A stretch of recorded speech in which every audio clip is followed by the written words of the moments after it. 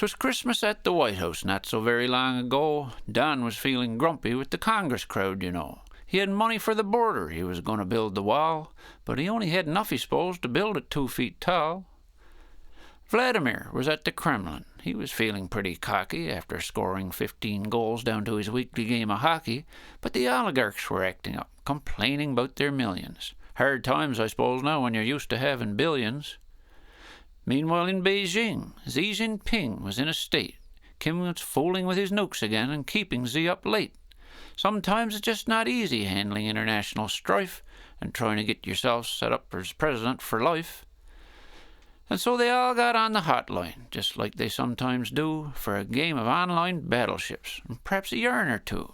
Donald put the kettle on. Vladimir got set. Said Xi, "I'll flatten both of ye." Vladimir said, "Nyet." In jig time, Donald's carrier was gone down to the bottom. He said, "What odds about it, boys? If I wants more, I got 'em." Xi got Putin's sub, but Putin said he didn't care. But when Donald got his cruiser ashore, he said it wasn't fair. 'Cause his cruiser, she was stealth, you see, so no one couldn't see her. Said Xi, "They're all like that, me buddy. Sure, that's the whole idea." Well, they got into the biggest row and called each other fools. Looked up the rules on Google, but Don said 'twas all fake rules.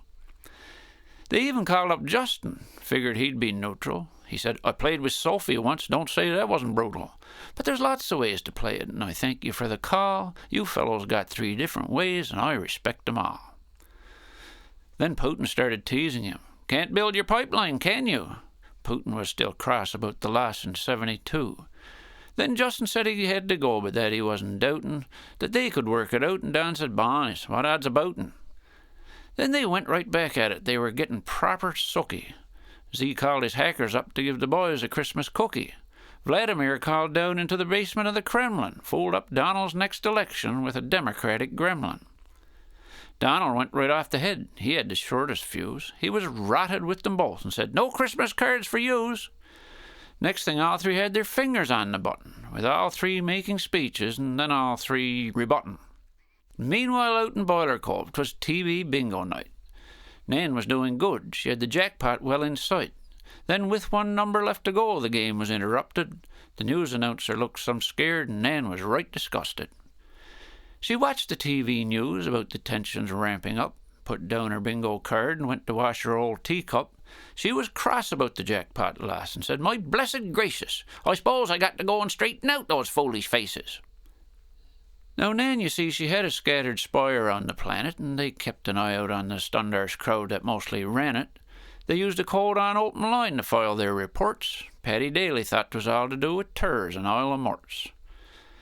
Then she turned her TV off and put on her plastic bonnet. She had curlers in her hair and didn't want the rain upon it. She grabbed her magic handbag and her secret bingo dabber, went to deal with the nitwits and their foolish nitwit blabber.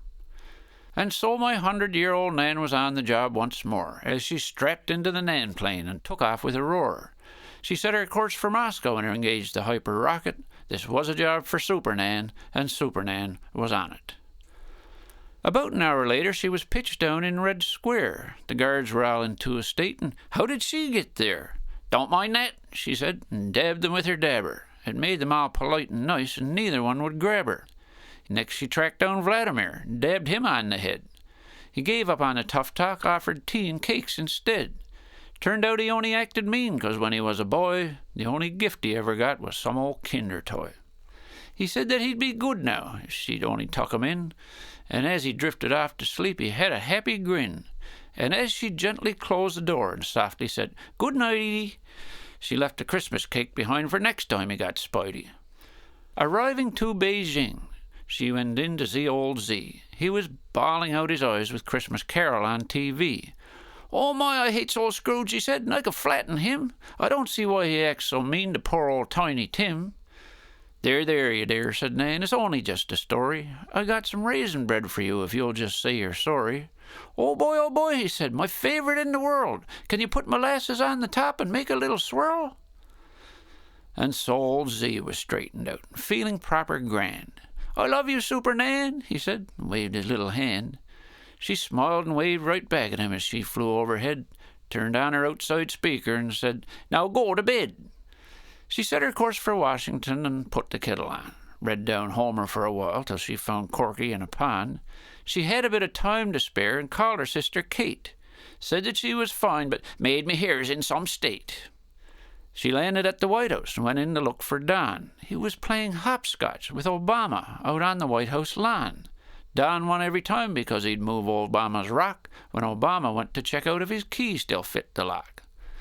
"Now, you rascal," Nanny said, "I wants a little talk. You got the world all bottom up and cost me my jackpot."